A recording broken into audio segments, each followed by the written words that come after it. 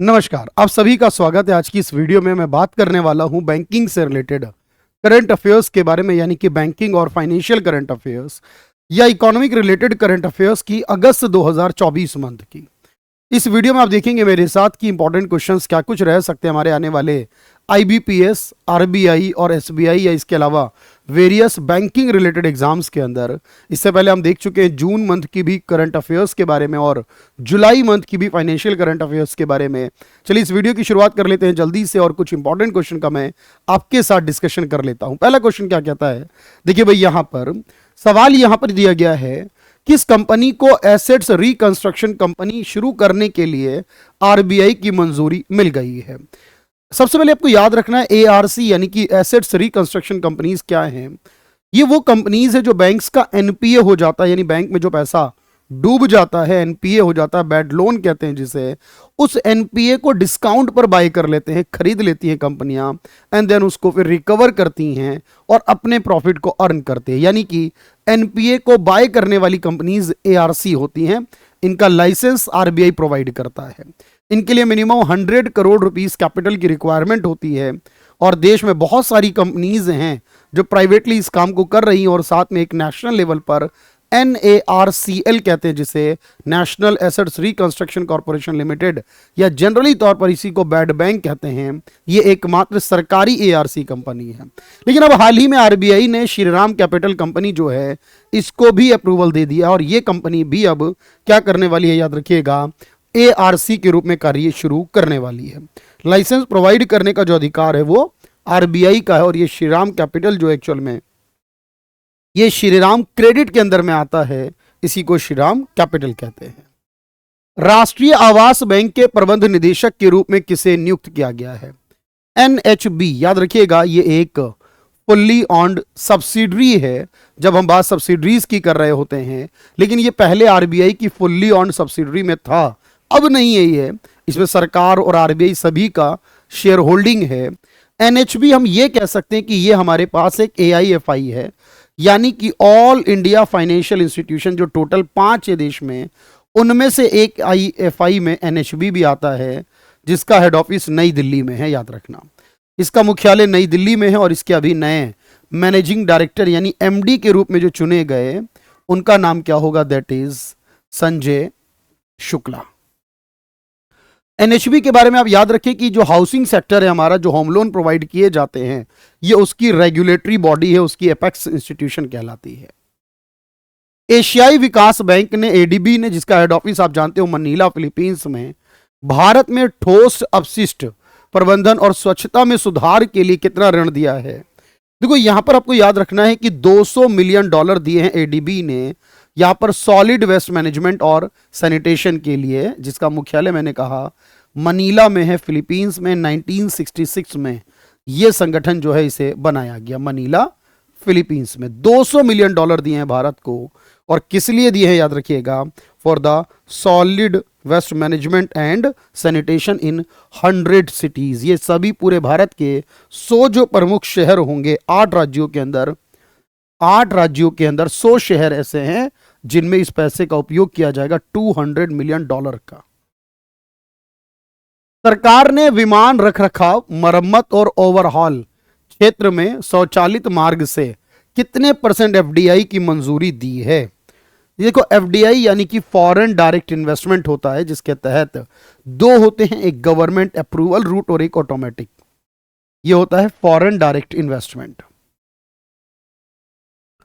अब ऑटोमेटिक का मतलब है जिसमें सरकार की आपको कोई भी परमिशन लेने की जरूरत नहीं, अप टू 100%, यानी सरकार की परमिशन के बिना आप इस काम को कर सकते। इसमें एक होता है ऑटोमेटिक, यानी जहां गवर्नमेंट अप्रूवल की नीड नहीं होती, और एक होता है गवर्नमेंट अप्रूवल रूट,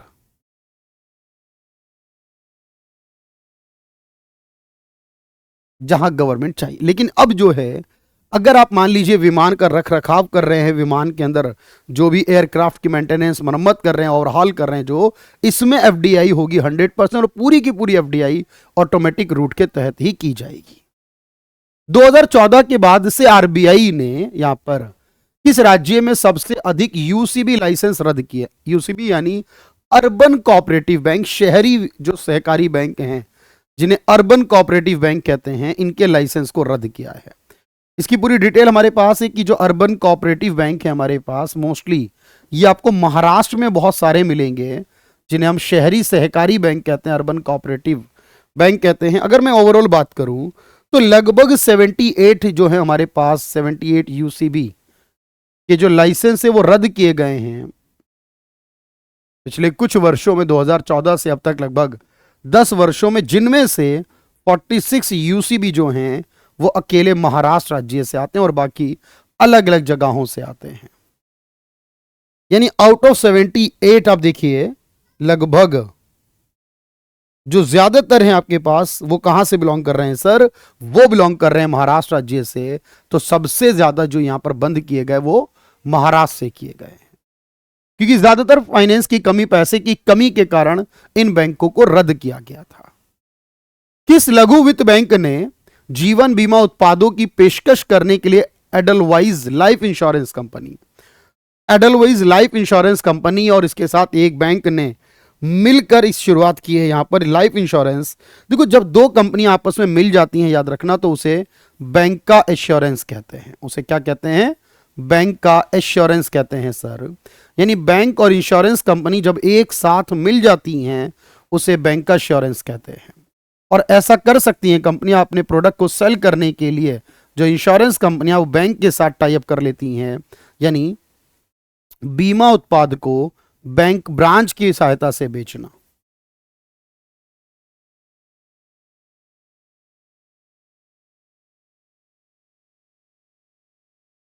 इसे कहते हैं बैंक एश्योरेंस। और ऐसा करने के लिए जो एडलवाइज कंपनी और उसके साथ में जो कैपिटल स्मॉल फाइनेंस बैंक है, जो कि भारत का पहला स्मॉल फाइनेंस बैंक है, कैपिटल स्मॉल फाइनेंस बैंक, जिसका हेड ऑफिस जालंधर पंजाब में है।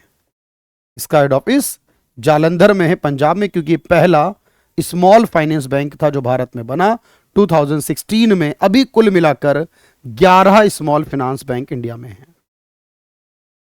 अगला क्वेश्चन है, आरबीआई के निर्णय के अनुसार कर भुगतान के लिए नई यूपीआई लेन देन सीमा क्या है, जिसके द्वारा आप टैक्स पेमेंट कर सकते हो? अगर आप टैक्स पे कर रहे हो तो आप यूपीआई के माध्यम से 1 लाख की जगह 5 लाख रुपए तक पेमेंट कर सकते हो, क्योंकि यूपीआई की लिमिट अब बढ़ गई है। आप एक दिन में 5 लाख रुपए तक वैसे भी कर सकते हैं, और अगर आप टैक्स दे रहे तो भी 5 लाख तक दे सकते हैं, कोई दिक्कत नहीं है। तो यूपीआई है यूनिफाइड पेमेंट इंटरफेस कहते हैं जिसे, और यूपीआई की शुरुआत 2016 में हुई थी, यूनिफाइड पेमेंट इंटरफेस। ये 2016 में शुरू किया गया था यूपीआई।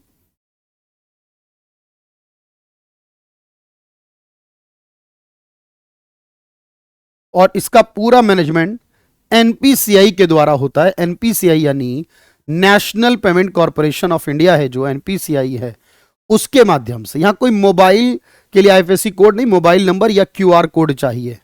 अब किसी के मोबाइल नंबर पर या किसी के क्यूआर यानी क्विक रेस्पॉन्स कोड लेकर भी आप पेमेंट कर सकते हो। आरबीआई ने लगातार 9वीं बार रेपो रेट में कोई बदलाव नहीं किया है। तो रेपो रेट फिलहाल कितना है? देखो अगस्त में, उसके बाद फिर अक्टूबर में आएगा, फिर आपके पास अलग अलग मंथ में आएगा, दिसंबर में। तो आप कहेंगे सर ये हर 2 महीने में द्विमासिकली ये डिसाइड किया जाता है, द्विमासिक बेस पर। द्विमासिक यानी बाई मंथली जो मौद्रिक नीति है, मॉनेटरी पॉलिसी है, उसको बनाया जाता है, लाया जाता है। यानी कि साल की पहली अप्रैल में आती है, फिर मई नहीं जून में आती है, फिर जुलाई नहीं अगस्त में। तो लेटेस्ट जो है वो अगस्त 2024 में आई थी, अब उसके बाद अक्टूबर 2024 में होगी। ठीक है, तो इसमें जो रेपो रेट है वो 6.5% है, 6.5% है, कोई बदलाव नहीं किया गया। यानी यहां पर जो रेपो रेट है वो 6.5 है। जो बैंक रेट और एमएसएफ रेट हैं ये दोनों 6.75% हो जाएंगे फिर, क्योंकि रूल होता है हमेशा रेपो रेट से थोड़ा सा ज्यादा चलता है। जो एसडीएफ रेट होगा वो इससे थोड़ा सा कम चलता है, यानी 0.25 कम चलता है, ये 6.25 हो जाएगा। जो रिवर्स रेपो रेट है वो फिक्स है, 3.35 है। रिवर्स रेपो में कोई बदलाव नहीं होता रेपो में बदलने पर भी, ये इतना रहेगा। सीआरआर जो है वो 4.5% पे फिक्स है और एसएलआर जो होगा यहां 18% पर होगा। तो इस तरीके से आपको ये परसेंटेज याद रखनी है सारी। फिलहाल इसमें कोई बदलाव नहीं। सेबी द्वारा मल्टी कमोडिटी एक्सचेंज के नए एमडी और सीईओ कौन बनाए गए? एक संस्था हमारे पास है जिसका नाम है मल्टी कमोडिटी एक्सचेंज, जिसे शॉर्ट में एमसीएक्स कहते हैं। और ये जो एमसीएक्स बना है इसका मुख्यालय मुंबई में होगा, क्योंकि ज्यादातर स्टॉक एक्सचेंज, पूरी फाइनेंशियल कैपिटल ही हमारी मुंबई है। तो मल्टी कमोडिटी एक्सचेंज है जो मुंबई में है। परवीना राय इसकी अध्यक्ष बनी है, एमडी सीईओ बनी है, सेबी ने मंजूरी दी है। और सेबी की जो अध्यक्ष है वो है माधवीपुरी बच। सेबी के अध्यक्ष का नाम है माधवीपुरी बच, याद रहेगा सेबी के बारे में। सेतु प्लेटफॉर्म का स्वामित्व किस कंपनी के पास है जिसने एक्सिस बैंक के साथ साझेदारी की है? याद रखना, सेतु प्लेटफॉर्म ने एक्सिस बैंक के साथ साझेदारी की है और यूपीआई सेतु के नाम से लॉन्च किया है। यूपीआई सेतु के नाम से लॉन्च किया। एक कंपनी है जिसका नाम है पाइन लैब्स नाम की कंपनी। ये जो पाइन लैब्स नाम की कंपनी है, बेसिकली इस कंपनी और एक्सिस बैंक के बीच में एग्रीमेंट हुआ है और इन्होंने यूपीआई पर बेस्ड एक पेमेंट सिस्टम है उसे लॉन्च किया है। यूपीआई सेतु कहा जाएगा। दृष्टिबाधित ग्राहकों के लिए किस बैंक ने अंतः दृष्टि बैल यानी एक ऐसा डेबिट कार्ड, क्रेडिट कार्ड बनाया है जिसमें दृष्टिबाधित जो लोग हैं वो भी उसको, विजुअली इंपेयर्ड कस्टमर भी उसको देख सके, समझ सकें और रियलाइज कर सकें। ऐसा एक कार्ड बनाया गया है और ये कार्ड बनाया किसके द्वारा? पंजाब नेशनल बैंक ने बनाया, पीएनबी बैंक ने बनाया है। अंतर्दृष्टि ब्रेल एक कार्ड रहेगा, ब्रेल लिपि रहती है आप जानते हो, जो विजुअली इंपेयर्ड के लिए होती है और उसी के माध्यम से कार्ड भी करेगा।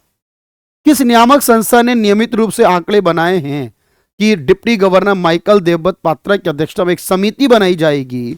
अब आरबीआई के जो डिप्टी गवर्नर है, क्योंकि आरबीआई में हमेशा 4 डिप्टी गवर्नर, एक स्पेशली कमेटी बनाई जा रही है ताकि जो डेटा है हम उसको देख सके कि ऐसा स्टैटिस्टिकल डेटा जो है कि वैश्विक मानकों के अनुसार हम अपने बेंचमार्क तय कर रहे हैं नहीं, तो ये काम आरबीआई करेगा। क्योंकि आरबीआई में एक गवर्नर है, शक्ति कांता दास हैं। फिलहाल 4 डिप्टी गवर्नर है, माइकल देवव्रत पात्रा उनमें से एक हैं, राजेश्वर राव दूसरे हैं।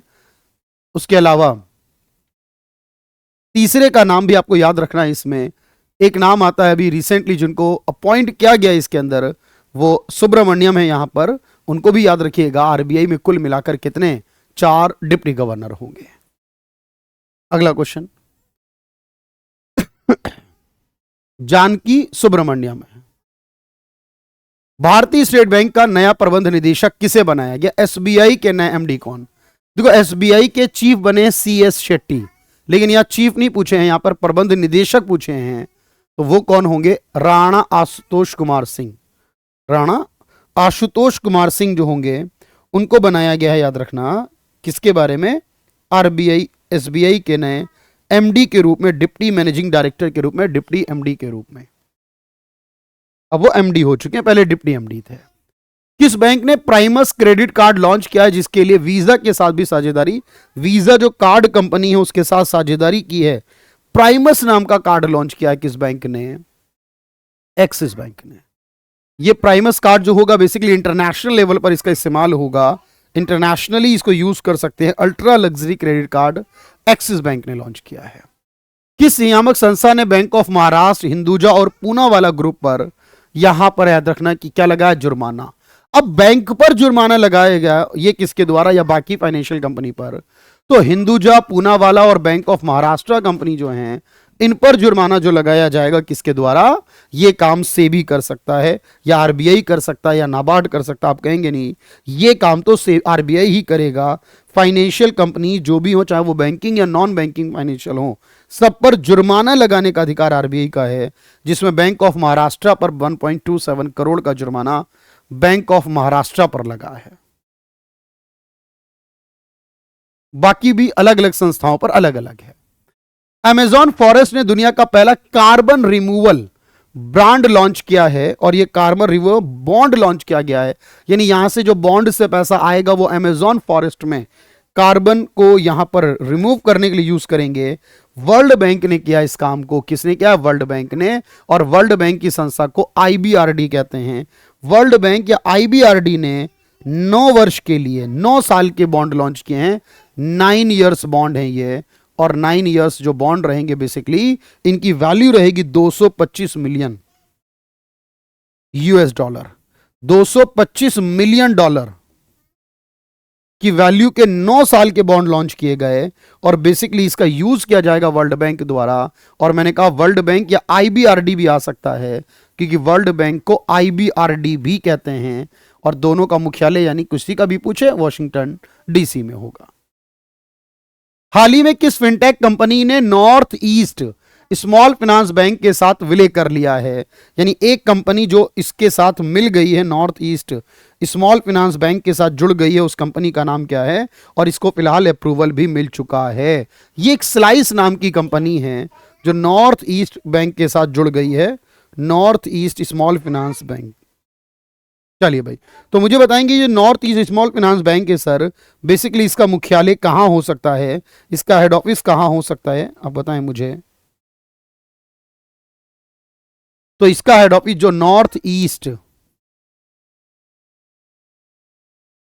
स्मॉल फाइनेंस बैंक है, इसका जो मुख्यालय होगा वो गुवाहाटी में होगा, क्योंकि नॉर्थ ईस्ट के राज्यों में होगा। गुवाहाटी यानी कि आसाम में होगा। गुवाहाटी यानी कि आसाम में होगा। इसके साथ सिलाइस नाम की एक फाइनेंस कंपनी मर्ज हुई है। किस बैंक ने फेस मैच नामक एआई संचालित सुरक्षा मानक लॉन्च किया है? यानी आपका फेस मैच करेगा तभी आप आगे ट्रांजैक्शन वगैरह कर पाएंगे। इससे क्या होगा कि आपके बहुत सारे साइबर सिक फ्रॉड जो है उनको रोकने की कोशिश की गई। फेस लॉन्च जो मैच करेगा अगर आपका तो करोगे। तो जो एयरटेल पेमेंट बैंक है, एयरटेल कंपनी ने फेशियल रिकॉग्निशन वाली फैसिलिटी शुरू की है। जैसे एयरपोर्ट वगैरह पर चलती है फेशियल रिकॉग्निशन, ये फैसिलिटी की शुरुआत कर दी है किसने? एयरटेल पेमेंट बैंक ने। इसे फेशियल रिकॉग्निशन कहा जाता है। अकाउंट सिक्योरिटी को लेकर, यानी साइबर सिक्योरिटी को और बेहतर करने के लिए, साइबर सिक्योरिटी को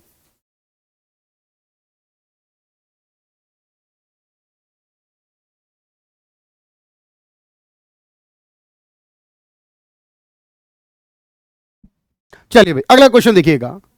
डिजिटल लेन देन को बढ़ावा देने के लिए, डिजिटल लेन देन में सुविधा और सुरक्षा बढ़ाने के लिए national payment corporation of India NPCI द्वारा जो लॉन्च किए गए प्लेटफॉर्म है उसके नाम क्या है? एनपीसीआई के द्वारा जो पेमेंट लाई गई है, वो प्लेटफॉर्म जो सुविधाएं दी गई उसका नाम क्या है? सुरक्षा को बढ़ाने के लिए, बेहतर करने के लिए यूपीआई सर्कल का नाम दिया गया है। एनपीसीआई ने यहां पर डिजिटल लेन देन में सुविधा और सुरक्षा दोनों के लिए यूपीआई सर्कल नाम से एक नई पेमेंट शुरुआत कर रही है, ताकि चीजों को और बेहतर किया जा सके। सेबी ने किस 5 साल के लिए प्रतिबंधित कर दिया है किस बिजनेस टाइकून को? तो बिजनेस टाइकून अनिल अंबानी हैं, और उनके अलावा बहुत सारी छोटी छोटी कंपनी भी हैं। तो सेबी ने अनिल अंबानी को और उसके अलावा बाकी के 24 और भी हैं, यानी कुल टोटल 25 ऐसे लोग हैं, टोटल 25 एंटिटीज हैं जिनको यहां पर सेबी ने बैन कर दिया है, इन पे प्रतिबंध लगा दिया है सेबी ने। और वो भी प्रतिबंध होगा 5 इयर्स के लिए, जिनमें से अनिल अंबानी एक है। ठीक है, चलिए। और ये ग्रुप आप जानते हैं कि लगाया गया है, बेसिकली इनकी इंफॉर्मेशन इनको रिस्ट्रिक्ट किया गया है। बंधन बैंक द्वारा शुरू किया गया अवनी बचत खाता विशेष रूप से किस समूह के लिए तैयार किया गया है? तो अगर आप देखें कि बंधन बैंक ने एक अवनी बचत खाता लेकर आया है, और ये अवनी बचत खाता होगा स्पेशली फॉर वुमेन्स के लिए, यानी जो भी वुमेन्स हैं उनके लिए बनाया गया है। वो अपने लाइफ स्टाइल को मैनेज करने के लिए, अपनी फाइनेंस की चीज़ों को पूरा करने के लिए ये बंधन बैंक में, जिसका हेड ऑफिस कोलकाता में है, इस अकाउंट को ओपन करा सकते हैं। कौशल विकास और उद्यमिता जो हमारे पास मंत्रालय है, यानी स्किल डेवलपमेंट, जो इस समय आप जानते हैं कि उत्तर प्रदेश से आने वाले जयंत चौधरी के पास है, पूरे भारत में युवाओं के बीच कौशल बढ़ाने के लिए किसके साथ साझेदारी की है? तो जयंत चौधरी हैं जो इसके अध्यक्ष हैं। और इन्होंने फिलहाल याद रखिएगा एक संस्था, यानी कि जो फ्लिपकार्ट है हमारी, फ्लिपकार्ट और भारत की ministry of skill development enterprises के बीच में एग्रीमेंट हुआ युवाओं को स्किल डेवलप करने के लिए। तो अगले 5 साल में ये पूरा प्रोसेस चलेगा और भारत 2047 में विकसित होगा, युवाओं की उसमें भूमिका अधिक होगी। टाटा पावर सोलर सिस्टम ने किस कंपनी के साथ सोलर जो यूनिट है उनके साथ डील की है, ताकि समझौता किया फाइनेंस करने के लिए? तो Tata power solar system limited जो है एक्चुअली आईसीआईसीआई बैंक ने यहां पर उसके साथ साझेदारी की है। टाटा पावर और आईसीआईसीआई बैंक के बीच में ये सोलर यूनिट्स को लेकर रेजिडेंशियल और कस्टमर कॉर्पोरेट कस्टमर को फंड करने की बात की है। आरबीआई द्वारा शुरू किए गए नए प्लेटफॉर्म में यूएलआई क्या है? यूएलआई का मतलब देखो, अब जो लोन जैसे यूपीआई है ना, तुरंत मनी ट्रांसफर होती है, वैसे ही याद रखना तुरंत लोन अप्रूवल होगा और आप लोन अप्लाई कर सकते हैं, अप्रूवल ले सकते हैं लोन के लिए। इसका मतलब होगा unified lending interface, unified lending interface.